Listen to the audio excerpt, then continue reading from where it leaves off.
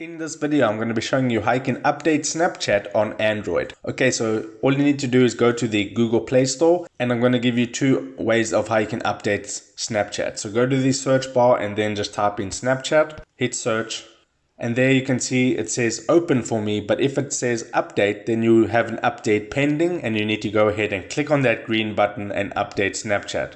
Now, if you don't want to go ahead and manually update Snapchat every single time, what you can do is go back and then tap on those three vertical stripes at the top left, and then you want to tap on settings in the middle of the screen. And there you can see an option that says auto update apps. If you tap on that, you'll have a couple of options. You can update over any network, update over Wi-Fi only, and don't auto update. I wouldn't recommend hitting don't auto update, but what you can do is select over Wi-Fi only, and then every time you connect it to Wi-Fi and there is a pending update for Snapchat, it'll go ahead and download it for you automatically. So those are the two ways of how you can update your Snapchat on Android. If this video helped you out, make sure to hit the like button and subscribe for more. Take care.